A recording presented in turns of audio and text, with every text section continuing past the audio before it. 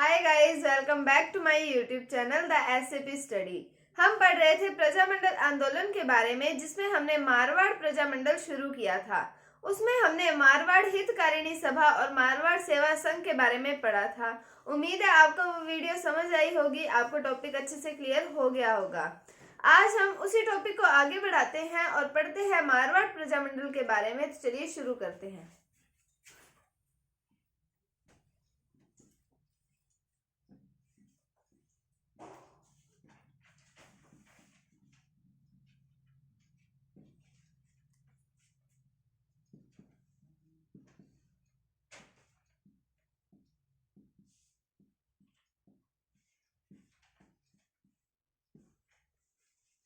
अब हम बात करते हैं 1927 ईस्वी की। 1927 ईस्वी में क्या हुआ? अखिल भारतीय देशी राज्य लोक परिषद का प्रथम अधिवेशन हुआ था मुंबई में। किसका अधिवेशन हुआ था? अखिल भारतीय देशी राज्य लोक परिषद का अधिवेशन हुआ था, जिसमें मारवाड़ से उपस्थित हुए थे जय नारायण व्यास। मैंने आपको जो पहले बताया था, कल जब मैंने आपको बताया था मारवाड़ प्रजामंडल के बारे में, उसमें मैंने आपको जय नारायण व्यास के बारे में बताया था कि ये अब हमारे प्रजामंडल में आगे भी आएंगे, तो हमें इनका नाम तो पता ही होना चाहिए, जय नारायण व्यास। तो हम बात करते हैं 1927 ईस्वी की अखिल भारतीय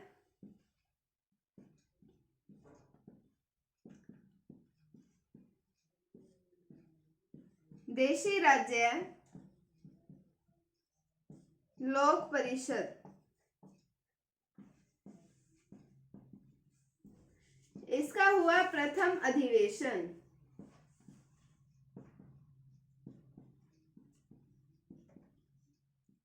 और ये अधिवेशन हुआ था मुंबई में।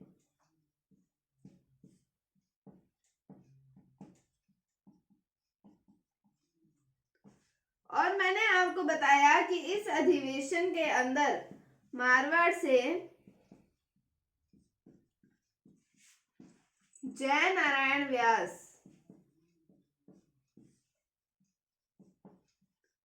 ने भाग लिया।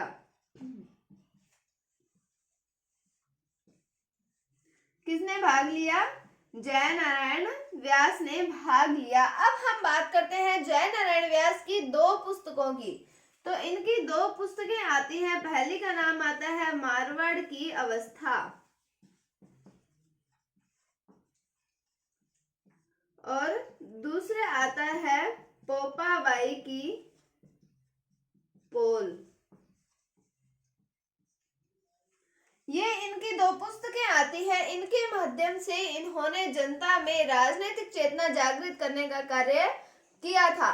कल हमने पढ़ा था कि ये जो जय नारायण व्यास है, इनको मारवाड़ हितकारिणी सभा को पुनर्जीवित करने के कारण निष्कासित कर दिया गया था मारवाड़ से। फिर ये चले गए थे ब्यावर अजमेर में। अब हमने बात की कि 1927 ईस्वी में वहां पर हमने ब्यावर अजमेर में भी पढ़ा था कि इन्होंने तरुण राजस्थान नामक समाचार पत्र का संपादन किया था और संपादन लेख छापा था वर्तमान मारवाड़ के नाम से। तो फिर हमने बात करते हैं अब 1927 ईस्वी में हुआ अखिल भारतीय देशी राज्य लोक परिषद का प्रथम अधिवेशन हुआ। कहाँ पर आयोजित किया गया? ये मुंबई में आयोजित किया गया। और मारवाड़ से कौन उपस्थित हुए वहां पर? जय नारायण व्यास। और फिर हमने इनकी दो पुस्तकों की बात की, मारवाड़ की अवस्था और पोपाबाई की पोल। इन पुस्तकों के माध्यम से इन्होंने जनता में राजनीतिक चेतना जागृत करने का कार्य किया। तो इन पुस्तकों के माध्यम से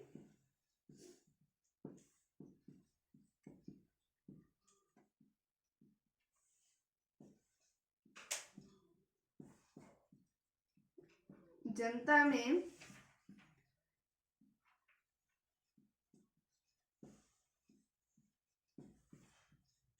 राजनीतिक चेतना जागृत करने का कार्य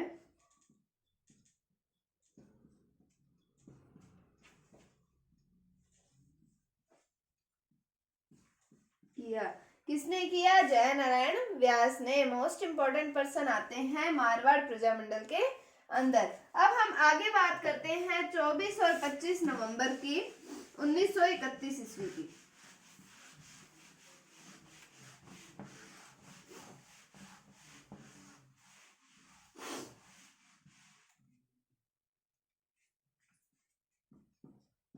हम बात करते हैं 24 व 25 नवंबर 1931 ईस्वी की। अब यहाँ पर मारवाड़ राज्य लोक परिषद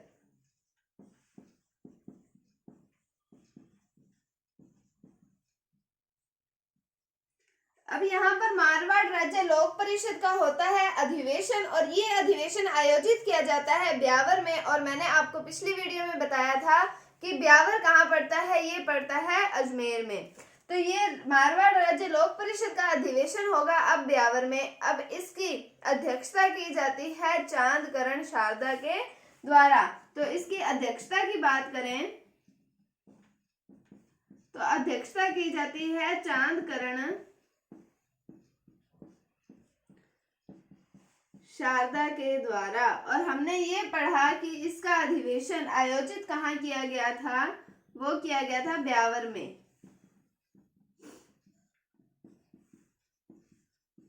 ब्यावर अजमेर में।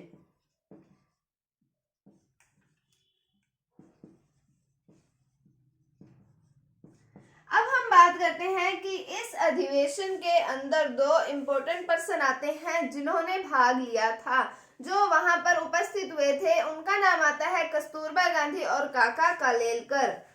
तो यहाँ पर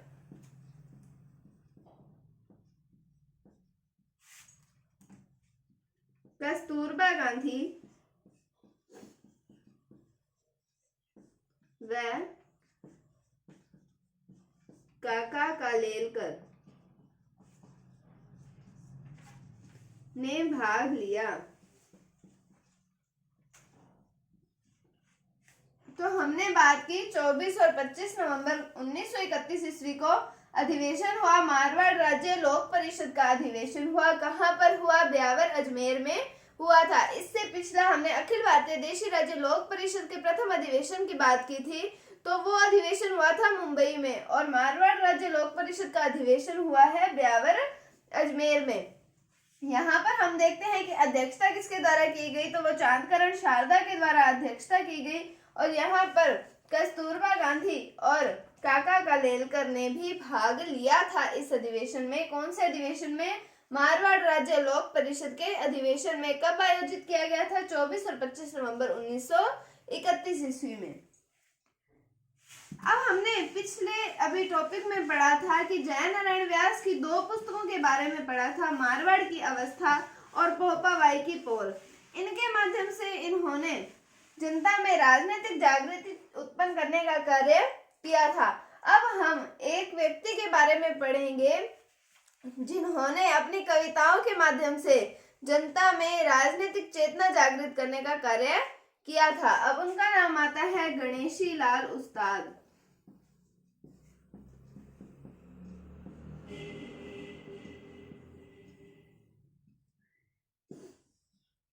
तो मारवाड़ प्रजामंडल में उसमें ये कौन से व्यक्ति हैं? वे व्यक्ति कौन है जिन्होंने अपनी कविताओं के माध्यम से जनता को राजनीतिक रूप से जागृत करने का कार्य किया? तो उनका नाम आता है गणेशी लाल उस्ताद। तो अब गणेशी लाल उस्ताद जो हैं, ये अपनी कविताओं के माध्यम से करेंगे जनता को जागृत। अब इन्होंने कविताओं का शीर्षक क्या रखा? वो रखा था गरीबों की आवाज। तो इन्होंने, गणेशी लाल उस्ताद ने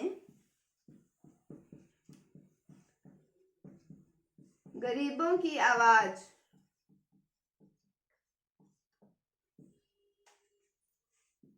नामक शीर्षक से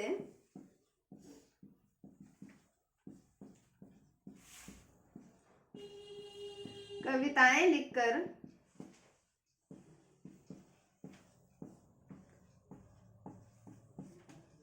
जनता में जागृति उत्पन्न करने का कार्य किया।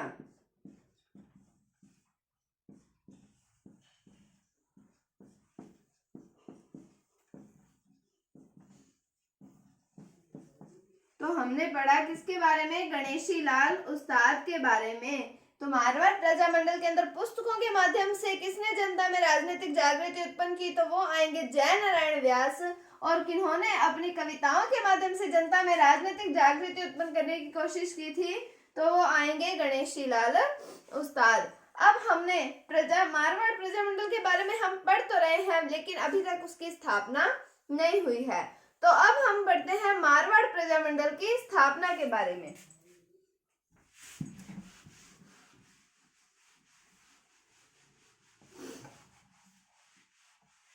अब मारवाड़ प्रजामंडल की स्थापना होती है 1934 ईस्वी में।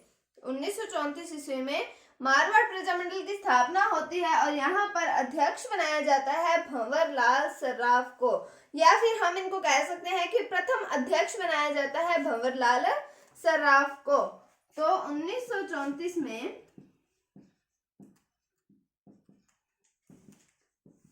मारवाड़ प्रजामंडल की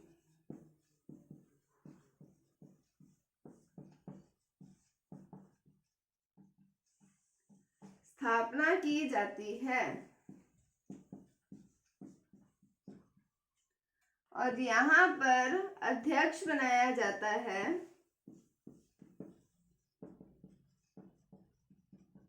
भंवरलाल सर्राफ को। तो अब होगी मारवाड़ प्रजामंडल की स्थापना।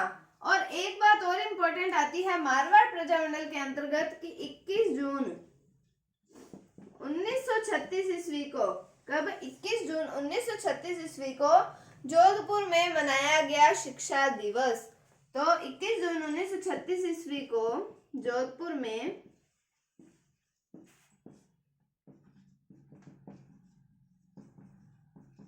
शिक्षा दिवस मनाया गया।